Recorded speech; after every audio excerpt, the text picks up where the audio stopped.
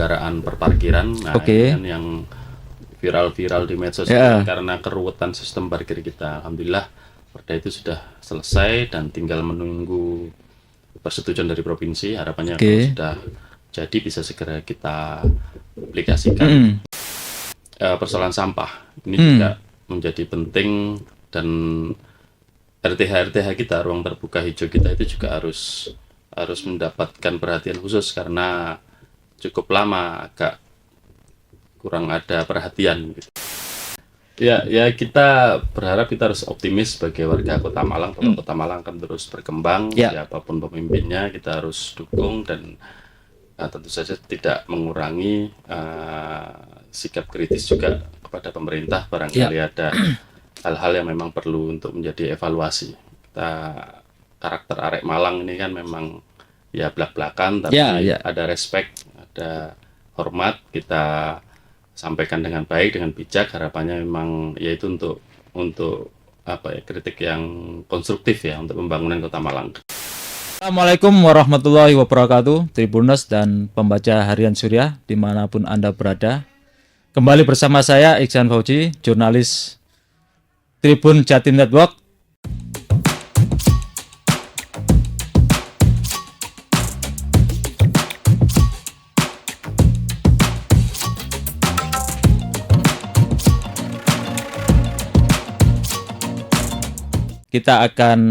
Kali ini kita akan ngobrol tentang pembangunan di Kota Malang, ya kan? Bagaimana nanti kita akan melihat kemarin apa yang telah dilakukan oleh pemerintah Kota Malang, ke depan seperti apa. Telah hadir bersama saya Ketua Komisi C DPRD Kota Malang, Mas Muhammad Anas Mutakin. Sam Anas ya, Mas. Sam Anas.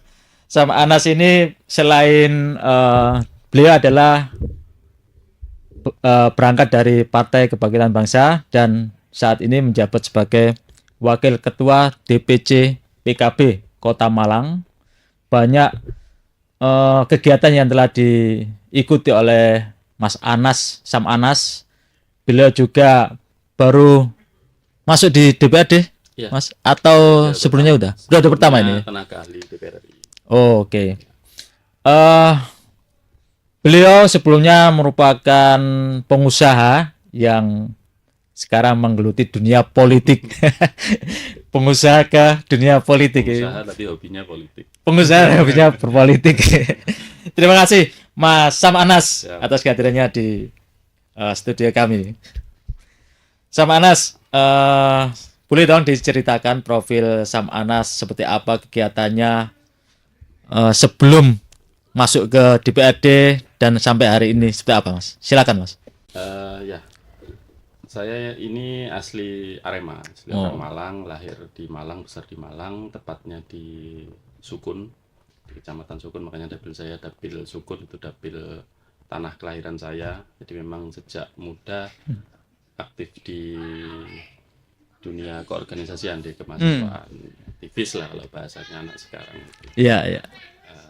Saat ini juga masih berkecimpung di sana sebagai bendara Ansor Kota Malang dan Wakil Ketua Pemuda Pancasila Kota Malang. Sampai hari ini, Mas ya, masih aktif ya. Artinya sudah banyak digeluti oleh Sam Anas di organisasi. Sam Anas, ini terkait dengan bidang atau mitra di Komisi C. Komisi C itu bisa dijelaskan, Mas, terkait apa saja atau mitranya siapa saja supaya masyarakat Kota Malang ini tahu juga ini, ingin tahu juga ini. Komisi C di DPRD Kota Malang membidani urusan infrastruktur, mulai infrastruktur, PUPR PKB mitra kita, ada DLH, ada Dishub, ada Bapeda, dan ada bagian pengadaan barang dan jasa. Jadi urusan yang ruwet-ruwet di Kota Malang ini mulai banjir, macet, parkir, terus kemudian sampah dan lain sebagainya, itu urusan kami semua itu. Urusannya Komisi C ya. Urusan yang ruwet-ruwet itu. Problem-problem perkotaan. Ya, problem perkotaan, dan tentunya kan ada kabar baik ini. Sebelum akhir tahun kemarin kan Kota Malang sudah naik statusnya menjadi kota metropolitan. Benar itu Mas ya. Betul. Lah, kalau melihat kota metropolitan sebenarnya apa sih yang akan dilakukan oleh pemerintah Kota Malang sebagai mitranya Komisi Y sendiri, Mas? Pertama, ketika bicara tentang status kota metropolitan, kita harus menganggap itu sebagai challenge, sebagai tantangan. Artinya ini sesuatu yang patut kita syukuri dan sekaligus itu menjadi challenge buat kita agar kondisi existing Kota Malang ini memang sesuai dengan julukannya sebagai kota metropolitan. Banyak sekali indikator ya, saya kira. Iya. Mulai urusan transportasi publik, terus kemudian urusan ruang terbuka hijau, terus kemudian urusan pemukiman, urusan sampah, urusan tata kota dan lain sebagainya yang itu perlu terus kita upgrade, kita kembangkan sehingga layak menjadi dinamakan menjadi kota metropolitan. Di samping juga tentu saja dengan status baru itu maka dukungan atau sorotan pemerintah pusat kepada daerah akan meningkat karena menjadi tanggung jawab pemerintah pusat juga gitu. Oh gitu ya. Secara pembiayaan untuk pembangunan kota, pemerintah pusat terlibat juga untuk. Lah hari ini di tahun 2026 ini berapa sih anggaran untuk pembangunan kota Malang sendiri, Mas? Kalau APBD kita turun ya, karena memang ada efisiensi pemotongan dana transfer pusat. Kita biasanya ada di sekitar 2,5 triliun. Hari ini di 2026 kita ada pemotongan sekitar 350 miliar. Jadi agak drop, jadi sekitar 2,3 sekarang APBD kita. Nah, itu tentu saja mempengaruhi struktur pagu anggaran yang ada di seluruh OPD di Kota Malang. Makanya kita harus kreatif ya, di samping mengandalkan APBD juga harus kreatif untuk mencari pendapatan lain ya. Pertama soal pendapatan, kedua dukungan anggaran juga dari pemerintah pusat dan provinsi, sekaligus dukungan dari pihak ketiga, misalkan skema CSR dan lain sebagainya. Ya, itu menarik juga ini kalau pihak ketiga juga dilibatkan dalam pembangunan kota ini, Mas. Betul. Sama Anas, kita lihat bahwa beberapa waktu yang lalu persoalan sampah di kota Malang ini menjadi pembicaraan hangat ya, termasuk juga akan menjadikan ada usulan TPA Supit Urang itu menjadi tempat pengelolaan sampah bersama antara Kota Malang, Kota Batu dan Kabupaten Malang. Nah, sampai hari ini bagaimana? Apakah ada tindak lanjut atau bagaimana? Ya, itu memang kemarin sempat ada tensi dari pemerintah pusat untuk menjadikan Malang sebagai pilot project pengolahan sampah menjadi energi. Jadi bahan bakarnya sampah. Cuma di Kota Malang kebutuhan untuk proyek tersebut sekitar 1.000 ton. 1.000 ton sampah per hari. Oke. Sementara di Kota Malang kan kita 500 sampai 700 ton. Jadi makanya butuh sinergi dengan Kabupaten dan Batu untuk mengakumulasi sampah itu agar memenuhi kuota tersebut tadi ya. Sepertinya masih dalam kajian. Ya harapannya memang apapun itu saya kira harus kita sambut dengan baik ya, karena memang kita tidak bisa biarkan Supit Urang hanya menumpuk sampah itu. Kalau ditumpuk terus sekitar 5 tahun lagi sepertinya sudah penuh Supit Urang itu. Dan hari ini sudah, selain kan rencananya kan lokasinya di sana ya, lokasinya di sana, tidak ada tempat lain. Iya, karena memang yang paling representatif di sana, di tengah dan cukup luasannya cukup besar. Butuh berapa anggaran itu untuk kalau ini kan program pemerintah pusat. Kalau anggarannya cukup besar, saya kira menyentuh angka di T. Ya, karena ini memang proyek besar, cuma ya itu tadi butuh banyak indikator-indikator persyaratan yang harus dipenuhi. Kemudian tugasnya dari pemerintah daerah sendiri apa saja? Kita sebagai penerima manfaat tentu saja harus menyiapkan tempat, dan itu tadi memenuhi indikator-indikator bagaimana caranya agar kebutuhan sampah itu memang bisa memenuhi syarat di sana. Untuk diolah ya. Proses ya, masih dalam proses terus koordinasi. Tapi untuk yang pemerintah Kota Batu dan Kabupaten sendiri udah ini ya, menurut pandangan sampean sebagai mitranya Pemkot itu. Aglomerasi Malang Raya sudah ada kesepahaman, tinggal ya kita menunggu kebijakan dari pemerintah pusat. Baik, Samanas, kalau Samanas melihat pembangunan Kota Malang di tahun 2025, apa saja sih yang sudah dilaksanakan dan apa saja yang kira-kira perlu diperbaiki? Kemudian di tahun 2026 ini kira-kira akan difokuskan kemana ini anggaran APBD ini? Karena tadi sama Anas kan bilang bahwa ada pengurangan anggaran ya dari pemerintah pusat itu sendiri. Gimana Mas? Pertama dari sisi legislasi di 2025 kemarin kita berhasil menyelesaikan 2 perda penting ya. Pertama perda penyelenggaraan perparkiran, nah ini kan yang viral-viral di medsos karena keruwetan sistem parkir kita. Alhamdulillah perda itu sudah selesai dan tinggal menunggu persetujuan dari provinsi. Harapannya kalau sudah jadi bisa segera kita aplikasikan. Itu harapannya memang bisa mengurai persoalan perparkiran di Kota Malang yang semerawut ini, sekaligus bisa ada potensi kenaikan PAD dari sektor retribusi parkir. Kedua perda bangunan gedung. Nah ini juga perda penting karena di Kota Malang ini banyak sekali bangunan-bangunan yang melanggar, terutama yang berada di atas drainase, terus kemudian di sepadan jalan dan lain sebagainya, itu cukup mengganggu aliran air, sehingga problem-problem banjir kita salah satunya juga sumbernya dari situ. Ada penyempitan drainase, terus ada bangunan di atas drainase dan lain sebagainya. Itu yang menjadi fokus utama di tahun 2026. Ya, itu perda yang sudah selesai di 2025 dan harapannya bisa segera dilaksanakan di 2026. Di 2026 ini kita juga merekomendasikan beberapa perda, salah satunya juga perda tentang kabel bawah tanah, ducting. Nah ini juga menjadi penting karena kabel-kabel ini kan juga cukup semerawut ya. Semerawut dan tidak enak dipandang ya. Itu harus ada kebijakan ke arah sana. Dan juga perda tentang pembatasan plastik sekali pakai. Ini juga menjadi problem krusial juga, masalah sampah ya.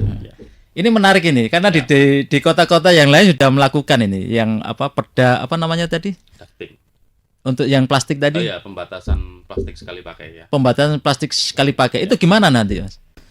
Ya kita kan memang belum bisa mengontrol peredaran plastik itu ya. Dari toko-toko modern yang cukup banyak di Kota Malang itu. Kalau kita beli di toko modern kan ya ready, itu tersedia sama. Kita tidak dibiasakan dimodifikasi perilakunya untuk membawa goodie bag sendiri atau apa gitu, yang itu secara tidak langsung mengurangi jumlah peredaran plastik di Kota Malang. Karena hasil penelitian dari teman-teman Ekoton yang beberapa kali waktu lalu diskusi dengan kami, polusi dari pembakaran plastik itu cukup lumayan berbahaya di Kota Malang. Jadi kira-kira ke depan kalaupun ada perda ini, minimarket yang ada di wilayah Kota Malang itu dilarang untuk menyediakan plastik ya? Betul. Juga kalaupun kantong plastik, kantong ya banyak kemasan cup plastik itu kan. Itu juga akan diatur sehingga mereka menggunakan cup yang bisa di-recycle, yang ramah lingkungan dan lain sebagainya. Itu masuk prolegda? Ya, ini sedang kita usulkan untuk masuk di prolegda di tahun ini dan tahun ke depan. Iya, masalah utama di Kota Malang ini kan selain sampah, kemudian apa lagi Mas? Drainase. Ya, banjir ya, drainase itu ya. Kemacetan. Publik. Terus kemudian juga ya parkir dan lain sebagainya. Parkir kawasan itu.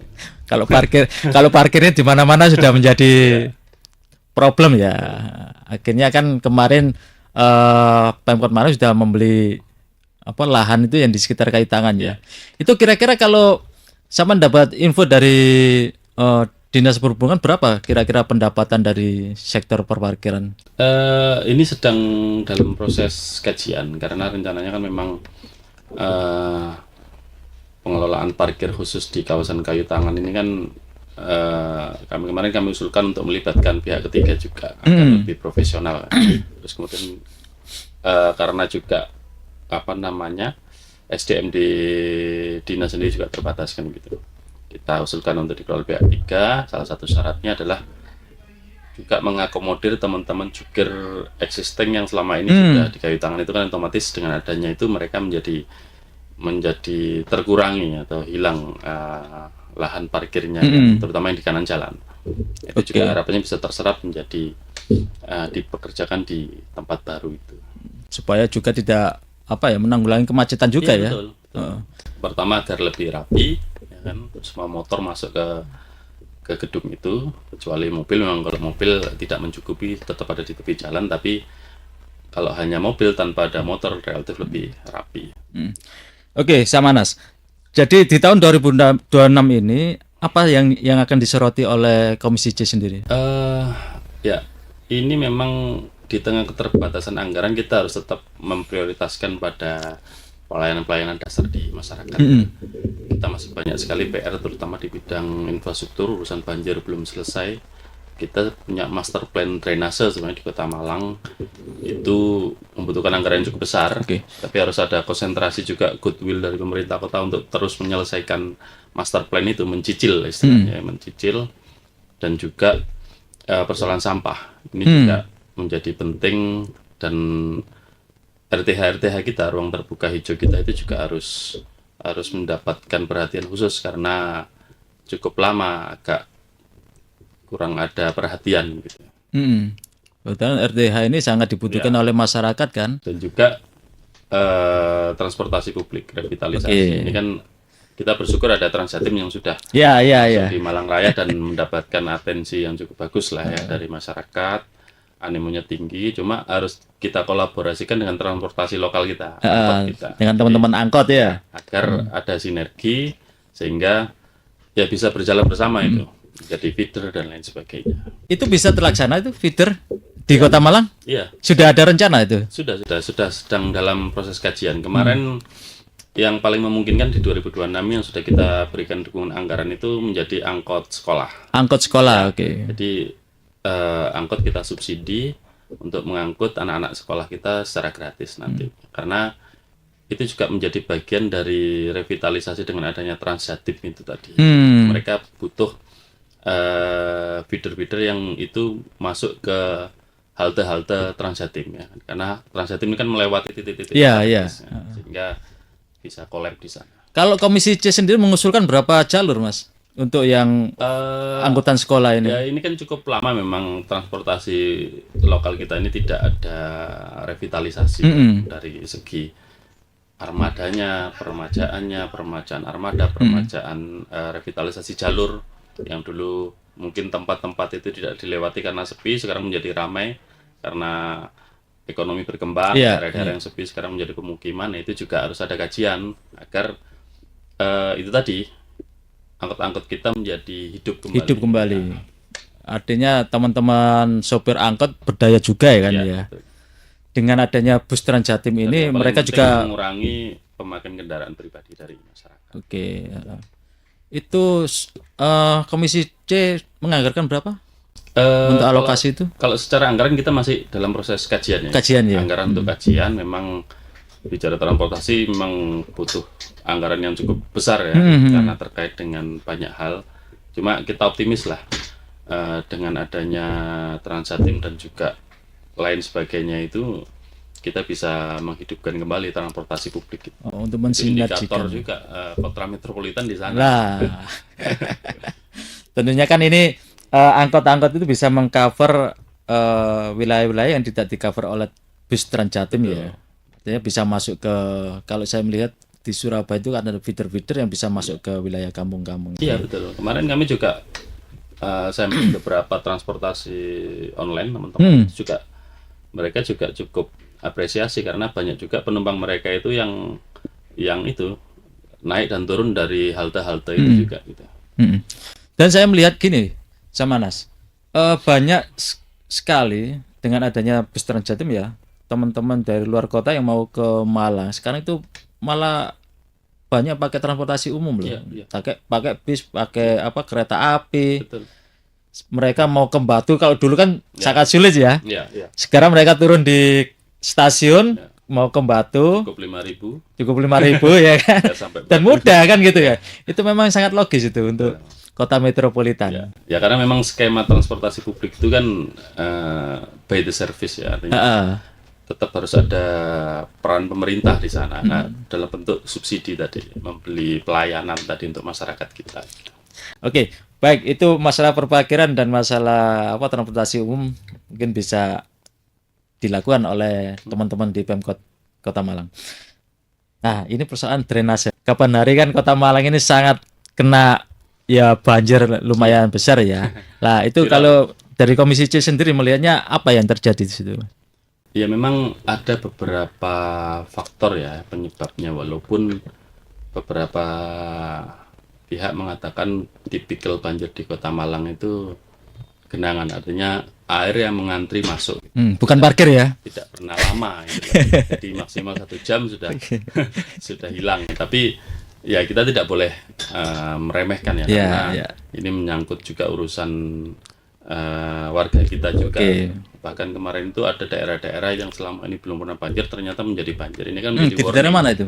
Di daerah Melimbing banyak. Oh, Blimbing, oke. Ya, itu menjadi warning bahwa ya kita mulai yang jangka pendek sampai jangka panjang dalam hal penanganannya. Mitigasinya adalah salah satunya harus ada pembersihan secara berkala di drainase kita. Itu sedimen itu kan cukup lumayan itu, mengurangi volume air. Jadi itu juga harus dilakukan.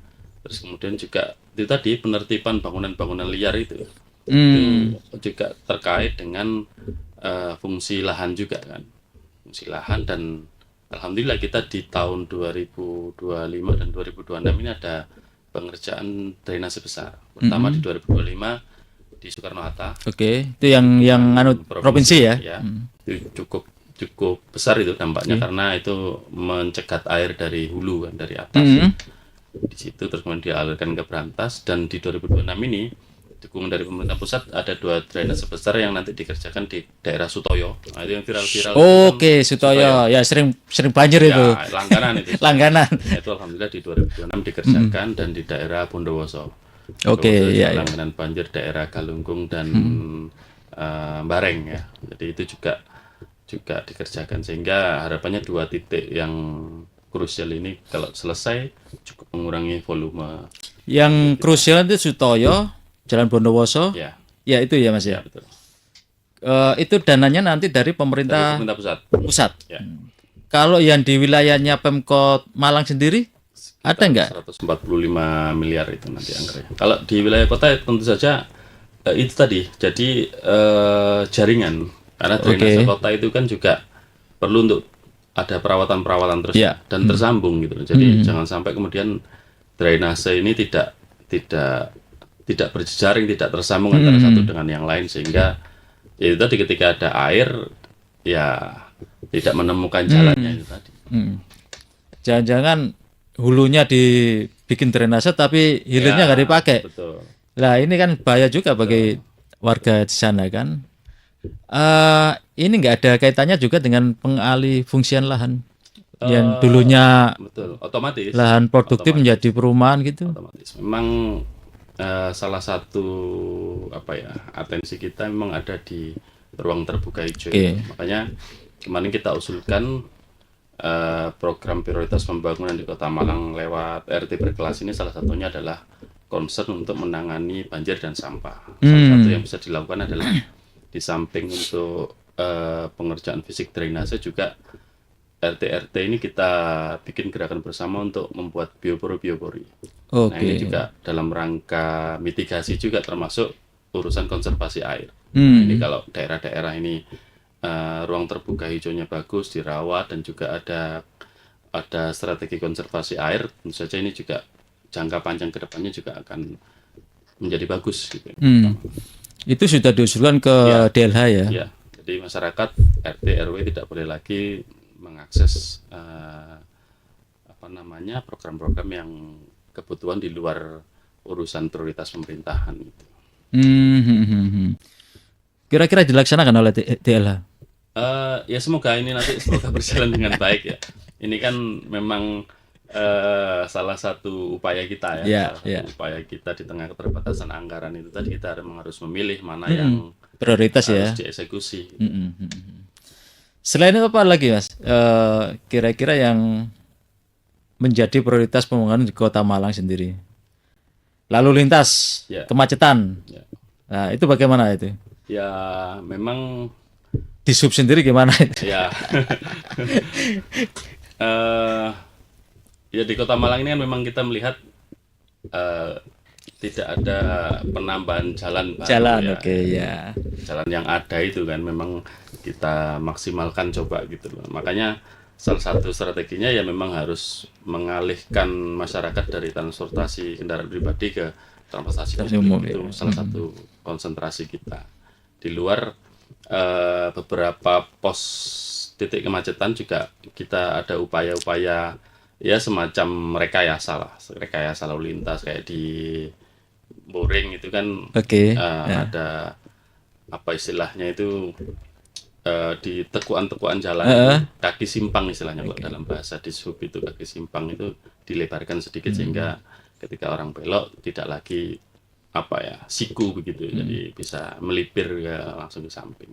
Jadi upaya-upaya inilah. ini tugas berarti Komisi Iya. C ya, ngawasi mitra-mitranya ya, karena ini menjadikan utamanya denyut nadinya Kota Malang gitu kan. Yang paling penting memang itu tadi kreativitas kita dalam mencari dukungan anggaran. Karena sebagus apapun konsep kita, kalau nggak ada uangnya kan nggak bisa membangun kita. Hanya bisa Iya. bermimpi saja. Perencanaan menjadi kunci. Di mitra kita di Bapeda berkali-kali kita menyampaikan bahwa perencanaan pembangunan di OPD mana yang tidak perlu, mana yang perlu itu memang harus lebih Selektif ya. selektif lagi. Oh, oke. Sam, kita lihat perkembangan di kayu tangan itu juga sudah mulai dikenal masyarakat luar ya. Wisatawan dari luar kota itu banyak yang berdatangan dan ini akan menjadi ikon baru lah nantinya. Kira-kira perlu perhatian. Tadi perparkiran sudah dilakukan.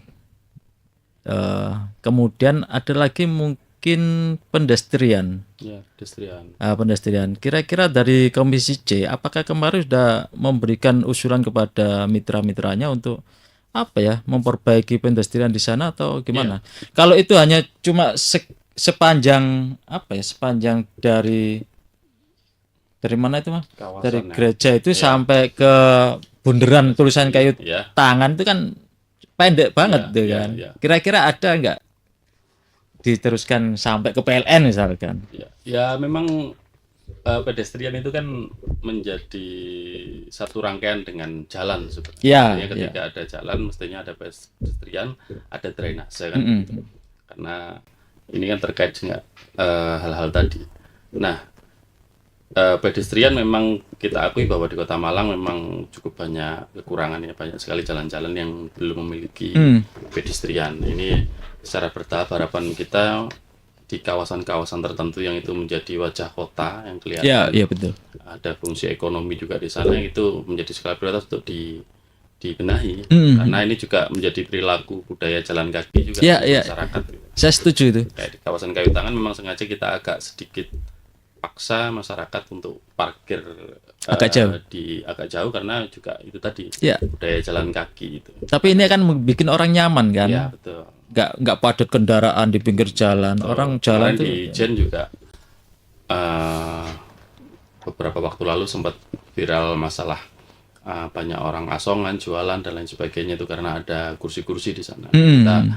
Kita akhirnya kita geser kursi-kursi itu menjadi ke fungsinya awal di taman-taman kota sehingga kalau pedestrian ya memang pedestrian gitu loh, bukan tempat orang untuk ada lesehan tapi memang untuk jalan kaki ya lebih rapi, lebih tertib lah. Dan itu usulannya Komisi C kepada Jen cukup bersih, sudah cukup rapi. Dan di sana kan sudah menjadi kawasan perdagangan dan perkantoran kalau nggak salah ya. Dan nadinya kan di sana sama di sekitar Kayu Tangan juga. Kayu Tangan, alun-alun kota, alun-alun Tugu, Splendid ini kan satu kawasan Iya. ekonomi. Lah ini yang Splendid ini. Iya. Sam, ini gimana nih? Kan kabarnya mau ada pembenahan di kawasan Splendid. Ya, Pak Wali memang punya program untuk merevitalisasi Splendid menjadi kawasan wisata baru. Wisata baru tetap dengan konsepnya yang itu, tapi ada penataan yang terintegrasi antara Kayu Tangan, terus kemudian Splendid, juga alun-alun kota, sehingga ini memang wilayah ekonomi, makanya kantong parkir kita buat, terus kemudian infrastruktur lain, jembatan, drainase, juga pedestrian juga kita rapikan Benahi, gitu, ya. agar ini menjadi satu ekosistem baru gitu. Kalau orang wis mancep atau berhenti di situ, udah dia bisa ke sana, bisa ke Sprinit, bisa ke Kayu Tangan, bisa tanpa harus ini aksesnya bagus. Dan bagus itu kan, tempatnya juga bagus, pemandangan juga bagus. Ya. Kalau orang jalan kaki itu ya Dingin ya. Malang tenanan lah. Ya. itu. Betul, Kalau Malang panas kan itu Malang tenanan. betul. Baik, jadi persoalan lingkungan hidup juga masuk di komisi Komisi C, ya. Komisi C ya, mitra Komisi C ya. Pembangunan drainase, pembangunan jalan termasuk Taman-taman kota itu. taman kota. PR juga itu. Yang hari ini taman kota itu ya saya lihat juga belum apa namanya tidak apa namanya itu banyak yang apa rungsep gitu Iya, loh. Apa iya, masih. bahasanya rungsep ya apa? Ya, anak tiri ya. Iya, anak diri. Belum terperhatikan. Lah, padahal kalau saya melihat di kota-kota yang besar, taman kota ini menjadi Indikator jujukan. utama, gitu. Nah, jujukan masyarakat kan. Orang stres bisa ke situ Iya, loh. betul. Mungkin di Kota Malang belum banyak orang stres mungkin. Ya, memang sejak era wali kota yang sebelumnya dulu yang Ya. yang sebutannya Apa, Anton lah. Iman gitu. Itu memang perlu ada Iya, iya. sustainability ya. Jadi kesinambungan lah dalam hal ya itu tadi betul disampaikan bahwa taman kota RTH itu juga apa indikator utama sebenarnya urusan perkotaan. Mereka harus bisa menjadi wadah interaksi masyarakat Betul. yang gratis, yang murah, dan ada sarana rekreasi juga di sana. Itu harus dihidupkan kembali memang. Makanya itu menjadi salah satu rekomendasi kita juga untuk kembali menghidupkan taman-taman kota. Ini yang lagi dikerjakan kan alun-alun kota ini. Alun-alun kota. Anggaran CSR Bank Jatim. Bang Jatim. Kira-kira ada lagi selain alun-alun Ya, di tahun pemerintah 2000? harus aktif untuk menggait CSR yang lain untuk memperbarui taman-taman kota kita ini yang kita akui beberapa tahun terakhir ini memang kurang terperhatikan. Dan perlu pengawasan lebih ketat nih dari Komisi C ini pada mitranya. Baik, Sam Anas, jadi banyak banget apa tugasnya Komisi C dan Ya, siapa yang diawasi untuk menjadikan Kota Malang ini benar-benar menjadi kota metropolitan. Ya, suara masyarakat Kota Malang itu sebenarnya perlu didengarkan juga kan, betul. soal banjir, soal perparkiran dan Kami sebagainya. selalu melek media sosial. Oke, Artinya, disitulah sebenarnya problem-problem itu muncul kan, aspirasi-aspirasi itu muncul. Kita tidak boleh menutup mata. Apa yang bisa kita kerjakan ya harus kita kerjakan. Kalau memang ada kesalahan, ada kekeliruan harus kita akui dan kita perbaiki. Itu Iya. bagian dari kontrol. Benar. Saya kira masyarakat Kota Malang sudah memberikan apa aspirasinya dan menginginkan pembangunan Kota Malang yang benar-benar menjadi kota metropolitan. Baik Tribuners dan pembaca harian Surya dimanapun berada, banyak sekali yang disampaikan oleh Sam Anas Mutakin. Kita berharap dorongan pengawasan dari Komisi C. Komisi C kan banyak berapa anggota, Sam? Ada 10. Ada 10 orang yang bisa mengawasi kinerja pemerintah Kota Malang. Kita berharap juga Kota Malang benar-benar menjadi kota metropolitan, menjadi jujukan dan nyaman bagi warganya. Sam Anas, kira-kira ada yang perlu disampaikan lagi sebelum kita tutup obrolan kita? Ya, kita berharap kita harus optimis sebagai warga Kota Malang bahwa Kota Malang akan terus berkembang. Ya. Siapapun pemimpinnya kita harus dukung dan tentu saja tidak mengurangi sikap kritis juga kepada pemerintah. Barangkali ada hal-hal yang memang perlu untuk menjadi evaluasi. Karakter Arek Malang ini kan memang ya belak-belakan, tapi ada respect, ada hormat. Kita sampaikan dengan baik, dengan bijak. Harapannya memang yaitu untuk apa ya, kritik yang konstruktif ya untuk pembangunan Kota Malang ke depan. Oke. Terima kasih Sam Anas. Download Tribun X sekarang. Menghadirkan lokal menjadi Indonesia.